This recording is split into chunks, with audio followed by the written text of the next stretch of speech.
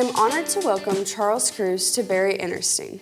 This man has gone by many titles over the years: Eagle Scout, Farmer, University Curator, Agriculture Director, Brigadier General, Missouri Farm Bureau President, and more. His many friends know him as Charlie. I am Andie Kruse, and I call him Pawpaw. Pawpaw, welcome to Very Interesting. Thank you, Andie. So, Pawpaw, there are many people watching today who know you, but some don't. Tell us a little bit about yourself and where you were born and raised. I was born in Poplar Bluff, and I've been very lucky to live my entire life in Dexter. Born in Poplar Bluff, raised in Dexter, went to school in Dexter, graduated from Dexter High School, lived in Dexter my entire life. So tell me a little bit about your family growing up. My dad was a third-generation farmer. My mother was a school teacher, taught fourth grade at Gray Ridge, which now is part of the Richland School District, and then came to Dexter and taught fourth grade there. I have one sister, 13 months older than me. She lives in San Antonio, Texas. Her name is Linda. All right, and then how did you meet Grandma, your future wife at the time? Well, Pam and her family lived really close to our farm, and our family and their family go back a long way. Her grandfather and my grandfather and my dad were good friends and shared some work farming. He had a farm close to us, and so I had known Pam for a long time, and when I graduated from Arkansas State, then I immediately went to basic training at Fort Ord, California, and came back, and not too long after that, we started dating. Love that. So you did go to Arkansas State just like I am now. Why did you choose to go to Arkansas State? You know, I look back, I'm so thankful that I did choose to go to Arkansas State, and my original plan was to go to Arkansas State for 2 years, and then I was going to transfer to the University of Missouri. So I got down to Arkansas State. I fell in love with the school. I fell in love with Jonesboro and fell in love with the South, and I pledged a fraternity at Arkansas State and really got involved in that. And so I stayed all 4 years at Arkansas State and graduated from Arkansas State. I'm so glad I did that. And then I went to graduate school at the University of Missouri, a great university. But I also learned, and I love to tell students at Arkansas State when I visit with them, I know I got every bit as good of an education in my undergraduate work at Arkansas State as I would have going anywhere else. So I was really glad I spent all 4 years at Arkansas State. Yep, go Red Wolves. Yeah. So what was your first job? Well, my first job was actually working on the farm. I really didn't have much of a choice. My dad, I can remember when I was in high school and even in college, 5:30 in the morning every summer day, my dad would come in and just touch my shoulder and say, "Are you going to go to the farm with me today?" Believe me, there were mornings that I wanted to say, "I think I'm just going to sleep in this morning," but I never mustered the courage to say that. So I worked at the farm, and looking back, that was a blessing that I actually got to do that. So since you grew up on a farm and kind of didn't really have a choice, did you always want to be a farmer? I did. When I was 4 or 5 years old, all I wanted to do was take my toys and play in the dirt. And so I can remember my dad saying that, you know, he knew from my early age that someday I'd probably be a farmer, and he was right. And then eventually you got involved in politics. How did that come about? Well, that started in 1980 when Kit Bond ran for governor.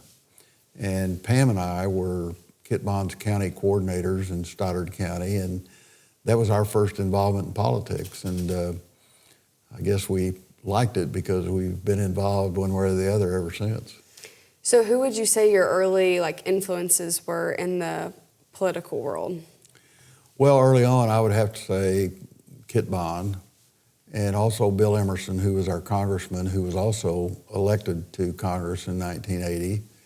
And at the national level, I really admired Ronald Reagan, who was our president at the time. And so I would say early on, those were my most influential people. And then your profession was farming, and then you also were involved in politics, but you were also in the National Guard and served for over 25 years. Tell us about that. Well, at Arkansas State my senior year, I really got interested in flying jets and talked to a Marine recruiter and thought maybe I was going to join the Marines and fly jet airplanes. And I remember I came home one weekend from college, and my mom and dad were going to go downtown to the furniture store and buy some furniture. And somehow or the other, I went with them. And a man named Gene Tucker owned Tucker's Home Furnishings in Dexter. And he just happened to also be the company commander of the Dexter National Guard unit at the time. And while my mom and dad were looking at furniture, Gene Tucker and I struck up a conversation, and he said to me, what are your plans to do as far as the military? And I told him I thought I might want to fly jets with the Marine Corps. And he said, well, I thought you wanted to farm. And I said, well, I do. And he said, well, you can't farm if you join the Marines. He said, you need to join the National Guard. And in fact, he said, I'm going to call over and tell First Sergeant Hill that you'll be over there to talk to him. And that started my whole career in the National Guard. And I spent 26 great years in the Missouri Army National Guard. Yes, and then you retired as the Brigadier General. What life lessons did the National Guard instill in you? You know, I look back, Andie, on my career and things I've been blessed to do, and I think there are two really specific things that taught me a lot of leadership skills. One was FFA in high school, and the other was my military career. 26 years in the military, and I learned so much about leadership. I went to officer candidate school, was commissioned a second lieutenant, and then throughout my military career, I feel like looking back, the military really helped me learn a lot of leadership skills that helped me in everything that I did. And then along with all of this, you had several high-profile appointments in the government, serving as the Director of Agriculture. How did that come about? You know, I never even thought about being Director of Agriculture.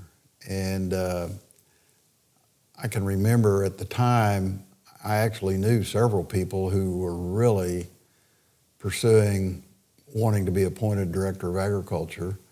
And the morning after Christmas in December of 1984, our phone rang about 8:30 in the morning. And back then you didn't have caller ID or anything like that, so I had no idea who was calling. I picked up the phone and answered it, and the person on the other end of the phone said, Charlie, this is John Ashcroft. I want to come to Dexter and talk to you about being my Director of Agriculture. And I almost dropped the phone. And so then Pam and I talked and thought and prayed and wondered how we could even think about doing that. And thankfully, we decided to take that task on. And one of the greatest blessings of my life was getting to be Director of Agriculture for the state of Missouri. So did John Ashcroft, was he already governor when he called you? He was elected governor in November. Okay. And so he had not been inaugurated yet. He was just putting together his team and his cabinet. I was totally shocked when I got that call. But like I said, I'm so thankful that we did that. It was a great experience. So, Paul, what does the Director of Agriculture do? Well, I think there's several things, in my opinion. I viewed that as a responsibility to try to do everything I could to help promote agriculture and to help people involved in agriculture in Missouri. I can remember, too, I didn't know this at the time, but I can remember because people in North Missouri, cattle farmers, for example, told me after the fact when they heard that a row crop farmer from the Boot Heel was going to be director of agriculture, they were saying, oh, here we go again, a row crop guy from the Boot Heel. He won't care a thing about livestock. Thankfully, my dad had drilled into my head that agriculture is one big entity and every part of it's important. And so I just felt as responsible to help livestock farmers as I did row crop farmers. And so that was a big responsibility. You also have a lot of regulatory responsibility. If you look at a gas pump in any place you pull in to fill up your car, you'll see a little sticker on there that says this gas pump has been tested and certified that when it says it's pumped a gallon, it actually has. That's the Missouri Department of Agriculture that does that. And a lot of regulatory responsibilities. So a lot of things that you have to do as director of ag, and I was blessed to have a lot of really good people helping me. Yeah, that's awesome. So you were also a member of the Board of Curators at the University of Missouri. Tell us a little bit about that. Well, again, that's something that I had never really thought about, and my really good friend who was like a brother to me, and a lot of people in this area knew Jake Fisher, who ended up being the superintendent of the Missouri University Delta Research Center at Portageville. Jake called me one day and he said, you're going to be appointed to the Board of Curators. Governor Bond's going to call you. And I said, really? And he said, yeah, we've been working on that. And he said, you know, Governor Bond wants somebody on the Board of Curators that knows agriculture and represents agriculture. And the Board of Curators is made up of one person representing each congressional district in the state of Missouri. And so Governor Bond called me and appointed me to the Board of Curators, and that was, again, a really, really wonderful experience. Yeah, I'm sure that was awesome after you went to graduate school at Mizzou and then got to do that. After being director of agriculture and doing some of those things, you were also named the president of Missouri Farm Bureau. Tell us about that experience. Well, in the summer of 1992, Pam and I traveled the whole state because it's like a statewide campaign, because the president of Missouri Farm Bureau is elected by voting delegates from every county in the state. And so we were traveling all over the state, talking to people, telling them my vision if I were to get elected president. This was before GPS, so we found out really quickly when we were asking directions to somebody's farm or somebody's business, when somebody told us after giving us the directions, you can't miss it, that's when we'd really get lost. But that was a great experience, and in December at the annual meeting in 1992, I got elected president of Missouri Farm Bureau, and a 2-year term. And so I was reelected every 2 years for the next 18 years. And after the first election, I never had an opponent. So I felt like that was a validation that maybe the members thought I was doing something right. And it was a great experience. Oh, yes. I've heard stories about the house in Jefferson City, and I got to go there a couple times, and your retirement. Mm-hmm. So that was awesome. And then you were also involved a little bit with the American Farm Bureau, and I guess some people thought that you might want to be the American Farm Bureau president, but that didn't happen. Is that something you regret not doing, or? I don't really regret it. In 2000 and leading up to 2000, because at American Farm Bureau, again, the president's elected by voting delegates from all over the United States and Puerto Rico, elected to a 2-year term. And the election was going to be in 2000. And I had a lot of people talking to me about running for American Farm Bureau president. One of the things that's unique about Missouri, the state of Missouri is in what's called the Midwest region for American Farm Bureau. But the Boot Heel is so unique because we raise cotton and rice. And so I had a great relationship with all the Southern Farm Bureau presidents, and I had a lot of them encouraging me to run for American Farm Bureau president. That was quite an honor to be talked to about that. We finally made the decision that I could probably do as much or more good for Missouri agriculture being the president of Missouri Farm Bureau as I would at American Farm Bureau. So I don't regret that decision. I think it was the right one to make at the time. Who is someone you admire most in public service? Well, I have a lot of people I admire. I mentioned Kit Bond and Bill Emerson, Ronald Reagan. Over the years, I have met a lot of people and admired a lot of people. Pam and I got to be close friends with President George W. Bush and his wife, Laura. In fact, I got a call from the White House in November of 2004 telling me that President Bush wanted to know if I would be interested in being considered for Secretary of Agriculture for the United States. And that August of that year, we had lost our son Ben in an ATV accident. And so, given different circumstances, I'm sure I would have made a different decision, but I knew at the time for our family, that's something I just couldn't do. But I had great respect for President Bush, and I've had a lot of acquaintances in public life and made a lot of friends and have a lot of people that I respect. So you are a Republican. Who would you say your favorite Democrat you worked with was?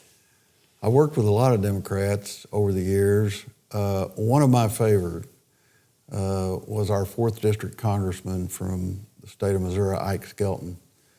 Ike and I developed a very close friendship and relationship. In fact, in 2003, I was named a Distinguished Eagle Scout. And at the banquet, which you attended, but you weren't very old, so you probably don't remember that, I got to choose someone to speak at my banquet, and I asked Ike Skelton to speak at my banquet as a Distinguished Eagle Scout, and he graciously did so. But he was a great man, and I've always been so interested in the military, and you'd be hard-pressed to find anybody that did more for the military in the United States than Ike Skelton. How would you say that politics changed throughout your career and then even into today? Well, when I became Director of Agriculture, I was, I guess, in a lot of ways, thankfully, I was pretty naive. I thought, and I still do today, by the way, I thought that my responsibility was to just do anything and everything I could to help make agriculture the best it could be. And it never occurred to me, and it wouldn't today, that there are people you shouldn't work with. I worked with a lot of Democrats in the Missouri legislature at the time, and I did the same as a Missouri Farm Bureau president. I think today the climate has changed, and it's almost like people go to their corner, and it's like you're not supposed to interact with people on the other side of the room, and I never felt that way. And I felt like it was my responsibility to work with anybody that had an interest in furthering the cause of agriculture in rural Missouri. So what do you think your greatest contribution to Missouri agriculture was during your time? I think never losing sight of the importance of whatever role I was in, of doing everything I could to help promote agriculture in Missouri and in the United States. I remember as Director of Agriculture, one of the greatest accomplishments we made, when I came in as Director of Agriculture, there was a cattle disease that's called brucellosis, and it was rampant in Missouri, and it was really harming our animal health and causing livestock producers to get a lot lower price for their cattle because of the incidence of brucellosis in the state. We really worked hard to clean that up, and we went from what was called a Class B state to a Class A state, and ultimately became brucellosis-free in the state, which meant huge amounts of extra money, so to speak, in the pockets of livestock producers. I just tried to do everything I could, whether it was row crop or livestock, to help everybody involved in production agriculture. And then you were recently inducted to the Missouri Agriculture Hall of Fame. Tell us about that honor. That was amazing. I got a call and was told that the state of Missouri was going to start a Missouri Agriculture Hall of Fame, and that I was going to be one of the first 5 inductees. And so in April, Pam and I went to Jefferson City, went to a reception at the governor's mansion with Governor Parson and his wife, Teresa, and then went to a big banquet that evening where 5 of us got inducted as the first inductees to the Missouri Agriculture Hall of Fame, and that was such a thrill and an honor, and I was shocked and honored to be named as one of the first 5. Yeah, that's awesome, Papa. So we know you're retired now, but you stay super busy with all sorts of things, and one of the things we all kind of stay busy with is 18 for Life. Tell us what 18 for Life means to you. Well, our sons, Scott, your dad, and Ben, who was 6 years younger than Scott, and 2 of their buddies started 18 for Life. And I think originally they started it just as a way to get their buddies back home to play golf and have a big time in the summertime. But they started out raising money to help cancer victims. And they actually started out contributing money, and they still do, to the Jimmy V Foundation. But then they found out there was such a need to help people locally that they sort of transitioned into helping people locally, and we're approaching $4 million, giving away $1,000 at a time in love offerings to people suffering cancer problems. And they don't have to fill out any applications. They don't fill out any paperwork. It's just word of mouth when we get a name and an address from somebody that's in need of being helped. They get a $1,000 check from 18 for Life. I think it's been one of the greatest things that we've done in our life. And when we lost Ben in 2004, we decided to name the charity after Ben. So today it's called the Ben Kruse 18 for Life. We have a golf tournament every year, a banquet, a crappie fishing tournament in September. And so many people have now gotten involved in raising money to help 18 for Life. But it's been a great cause, and it's helped a lot of people. So what are some other things that you stay busy with these days? I know you stay busy with me and Addie watching us do all our things, but what are some other things you stay busy with? Well, a couple of things I might mention. I'm on the systems board of Southeast Hospital in Cape that's now Mercy Southeast, that just merged, and of course Mercy owns the Dexter Hospital. So I'm involved in that. I'm also involved in a national organization that I've really come to enjoy. It's called Farmer Veterans Coalition. It's headquartered in Lubbock, Texas, and the whole purpose of this organization is to help returning veterans who want to get involved somewhere or the other with agriculture. And we have a national board, and I'm actually the vice chairman of that board, and I've really enjoyed that. I'm also the campaign treasurer for Mike Keogh, who's running for governor of the state of Missouri, and I've been doing quite a lot with Mike Keogh. He's got a bus traveling around the state, and I've been on that quite a bit. And Mike and I have been friends for 25 years. He's a really good person, and I'm pleased to be involved with him. You're a busy man, Papa. I believe that, my dad used to say all the time after he retired, because he wanted to stay active, and my dad would always say he was a big believer that people rust out before they wear out. And so I believe that, and I want to stay active, I want to stay busy, and I'm blessed that I have the health, and Pam has the health, that we can do that, and do some good things, we hope, and do some traveling. And so we've been very blessed.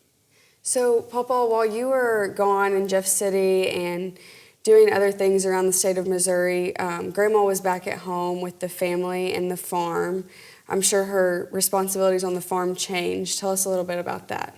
Well, when I was thinking about, and Pam and I were thinking about whether or not we'd be able to do the job as Director of Agriculture, one of the big considerations was what are we going to do with our farming operation? And Pam had always been involved in our farming operation, but obviously when I became Director of Agriculture and was gone so much of the time, and the same with being President of Missouri Farm Bureau, Pam really stepped up and basically took over the role of managing the farm.